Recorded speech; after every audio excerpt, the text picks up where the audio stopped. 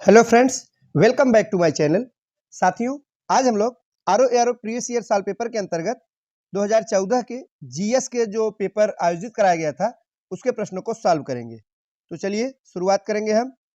सबसे पहले प्राचीन इतिहास का प्रश्न पूछा गया है और वैदिक सभ्यता का प्रश्न था। और प्रश्न संख्या 1 क्या है कि गोपथ ब्राह्मण संबंधित है। बड़ा ही आसान सा प्रश्न है साथियों। वैदिक सभ्यता आप पढ़े होंगे तो ब्राह्मण के बारे में पढ़े होंगे, ब्राह्मण ग्रंथ। तो सभी वेदों से संबंधित ब्राह्मण ग्रंथ है। तो जो गोपथ ब्राह्मण है वो अथर्ववेद से संबंधित है। किससे संबंधित है? अथर्ववेद से। ध्यान दीजिएगा, अथर्ववेद का एकमात्र ब्राह्मण ग्रंथ है गोपथ। अब इसको आप लोग कोई भी ट्रिक बना के याद कर लीजिए ताकि ये भूले ना, क्योंकि ऐसे प्रश्न बार बार रिपीट होते हैं। तो अगो करके भी आप याद रख सकते हैं, ऐसे भी नहीं भूलेंगे। अगो, अगो से क्या हो गया? अ से अथर्ववेद, गो से गोपथ ब्राह्मण, अथर्ववेद गोपथ ब्राह्मण। तो याद रखना है बस आपको किसी तरीके से साथियों। तो गोपथ ब्राह्मण अथर्ववेद से संबंधित है। आप व्याख्या में देख सकते हैं, ऐतरेय एवं कौशितकी, ये ब्राह्मण ऋग्वेद का है। ऋग्वेद का कौन कौन सा है? ऐतरेय, कौशितकी। इसकी एक शानदार ट्रिक है, एक ट्रिक है। क्या है? एक। एक से क्या तात्पर्य है? जब आप वेद के बारे में पढ़ेंगे तो एक नंबर पे कौन सा वेद आता है, यानी सबसे पुराना? तो ऋग्वेद है, आप सभी जानते हैं। कौन सा साथियों? ऋग्वेद है। तो एक नंबर पे ऋग्वेद है, तो ऋग्वेद का ब्राह्मण ग्रंथ है एक। ए से हो गया ऐतरेय, क से हो गया कौशितकी। ए से क्या हो गया? ऐतरेय, क से कौशितकी। इसी प्रकार यजुर्वेद का ब्राह्मण ग्रंथ है शतपथ तैत्तिरीय। यश करके याद रखिएगा, यश यजुर्वेद, स से शतपथ। और पंचविश या तांड ब्राह्मण सामवेद का ब्राह्मण ग्रंथ है।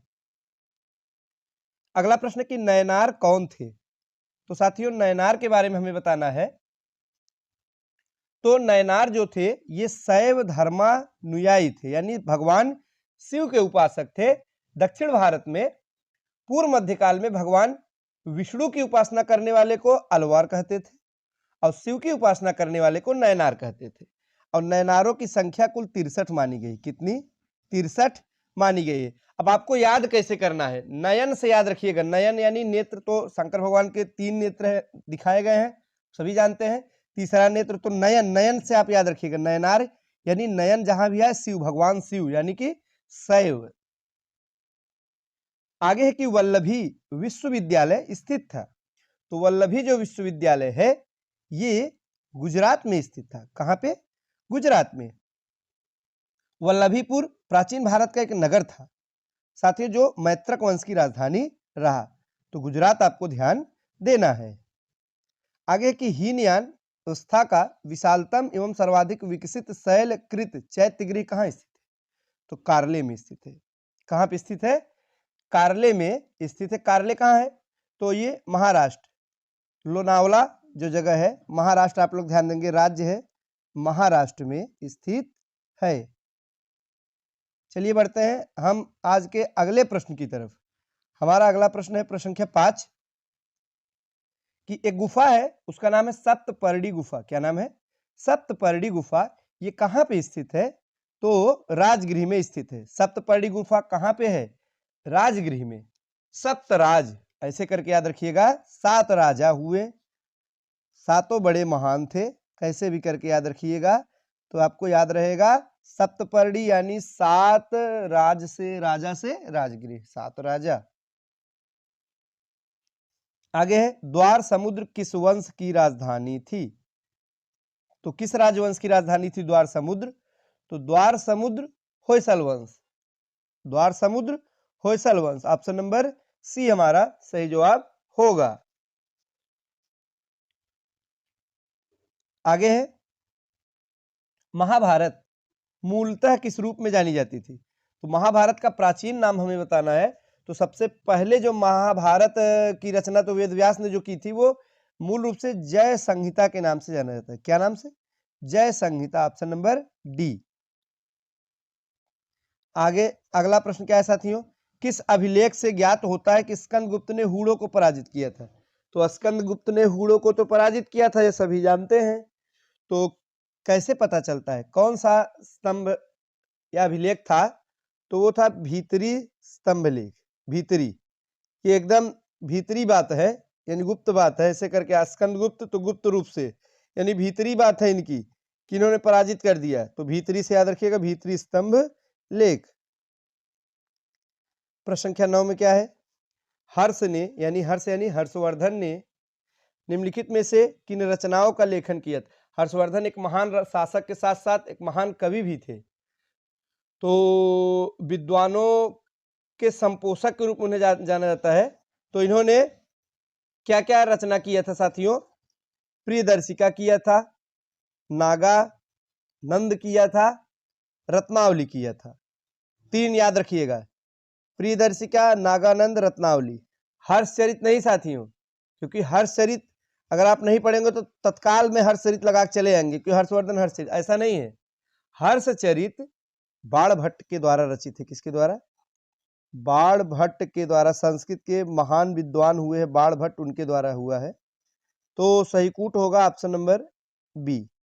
आइए बढ़ते हैं अब मध्यकालीन इतिहास, मिडिवल हिस्ट्री के प्रश्नों की तरफ।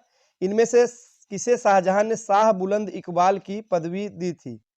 शाह बुलंद इकबाल की पदवी दारा सिकोह को दिया गया था। किसे? दारा सिकोह को। ऑप्शन नंबर ए सही जवाब होगा। मॉडर्न हिस्ट्री का प्रश्न है कि रोलेट एक्ट किस वायसराय के काल में पारित हुआ था? रोलेट एक्ट बड़ा ही खराब अधिनियम था साथियों, चेम्सफोर्ड के समय में पारित हुआ था। Lord Chelmsford. रोलेट एक्ट कब पारित हुआ? 1919 में, और चेम्सफोर्ड थे 1916 से 1921 के बीच, इन्हीं के समय में पारित हुआ। अगला प्रश्न क्या है? भारतीय स्वतंत्रता अधिनियम 1947 प्रभावी कब हुआ था साथियों? ये हमको बताना है। तो ये जो है कब प्रभावी हुआ था? तो 18 जुलाई 1947 को प्रभावी हुआ था। ध्यान दीजिएगा, 18 जुलाई 1947 को भारतीय स्वतंत्रता अधिनियम पारित किया गया। इसी के तहत भारत आजाद हुआ था। आगे है कि ब्रिटिश वस्तुओं के बहिष्कार को राष्ट्रीय नीति के रूप में अपनाया गया था 1905 में, जब स्वदेशी आंदोलन चला था 1905 में, उस समय की यह घटना है 5-6 में। साथियों ऑप्शन नंबर डी हमारा सही जवाब होगा। फूट डालो राज्य करो, ये जो रणनीति है किसके द्वारा अपनाई गई? मतलब फूट डाल दो, आपस में लड़वा भिड़वा दो, फिर राज्य करो। ये था लॉर्ड मिंटो द्वारा। ऑप्शन नंबर बी हमारा सही जवाब होगा, लॉर्ड मिंटो द्वारा। और तो साथियों लॉर्ड कर्जन ने भी इस नीति का फॉलो किया था, यानी कि अनुसरण किया था। तो इस प्रकार से लॉर्ड कर्जन भी सही जवाब हो सकता है। तो आपको ऑप्शन बेस में करना है। आयोग द्वारा तो बी माना गया है, लेकिन लॉर्ड कर्जन भी फूट डालकर राजनीति करो यानी राज्य करो पर विश्वास रखता था। बंगाल विभाजन करके उसने ऐसा सिद्ध भी किया था। तो ऑप्शन के हिसाब से आपको आंसर देना है, लॉर्ड कर्जन भी इसका जवाब होगा। आगे की गदर पार्टी का मुख्यालय कहाँ था? गदर पार्टी के मुख्यालय की अगर बात की जाए, सैन फ्रांसिस्को में इसका मुख्यालय था। और एक संस्था थी, Hindustan Association of the Pacific Coast, Sohan Singh Bhakna द्वारा स्थापित की गई। इसी संस्था के द्वारा गदर नामक एक अखबार निकाला गया था। बाद में इस संस्था का नाम गदर पार्टी पड़ गया, जो अमेरिका में इसका मुख्यालय सैन फ्रांसिस्को में। आगे है कि इनमें से कौन उग्र राष्ट्रवाद के उल्लेखनीय नेताओं में नहीं था? उग्र में नहीं था यानी कि नम्र था, यानी नरम दल से था। तो नरम दल से जो थे, इनमें वे थे गोपाल कृष्ण गोखले, गांधी जी के राजनीतिक गुरु भी माने जाते हैं। तो जब आप नरम दल और गरम दल के बारे में पढ़ेंगे तो गरम दल में 3 बड़ा ही फेमस नाम है। उनका शॉर्ट में नाम क्या है? लाल बाल पाल। क्या है? लाल बाल पाल। क्या है? लाल बाल पाल। ये गरम दल के प्रमुख हैं। क्या क्या है? लाल से लाला लाजपत राय, आप देख सकते हैं डी ऑप्शन में। बाल से बाल गंगाधर तिलक भी हैं, और पाल से विपिन चंद्र पाल है। तो तीनों ऑप्शन में आपको मिल जाएंगे। आइए देखते हैं अगला प्रश्न क्या है। इनमें से किसे द ग्रैंड ओल्ड मैन के नाम से जाना जाता है? तो दादा भाई नौरोजी को जाना जाता है grand old man. Old man यानी तो यहाँ पे साथियों दादा नाम से, दादा यानी आप जो भी जिसके भी घर में दादा हैं, दादाजी, तो ओल्ड ग्रैंड ओल्ड मैन तो हो ही चुके होते हैं। तो इस प्रकार से आप याद रखिएगा, आप भूलेंगे नहीं। तो द ग्रैंड ओल्ड मैन दादा, दादा से दादा भाई, नौरोजी। आगे है कि इनमें से कौन भारतीय संविधान सभा का अध्यक्ष था? साथियों अध्यक्ष तो 2 थे, लेकिन खाली अध्यक्ष पूछा गया था तो डॉक्टर राजेंद्र प्रसाद सही जवाब होगा ऑप्शन नंबर ए। लेकिन पहली बार अस्थायी अध्यक्ष बनते हैं डॉक्टर सच्चिदानंद सिन्हा, पर अस्थायी होते हैं। क्या होते हैं? अस्थायी होते हैं। ऑप्शन नंबर ए हमारा सही जवाब होगा। ऐसे प्रश्न पे कभी कभी ये विवादित भी हो चुका है, लेकिन सही जवाब होगा डॉक्टर राजेंद्र प्रसाद।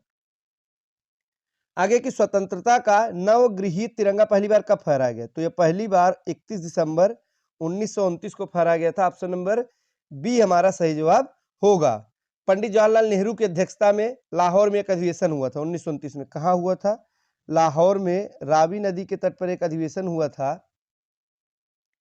पूर्ण स्वराज की मांग उस समय नेहरू जी ने किया था। उसी समय मध्य रात्रि में जैसे ही घंटा बजता है, उसी समय रावी के तट पर स्वतंत्रता का जो नवगृहीत तिरंगा था, झंडा था, वो फहराया गया था।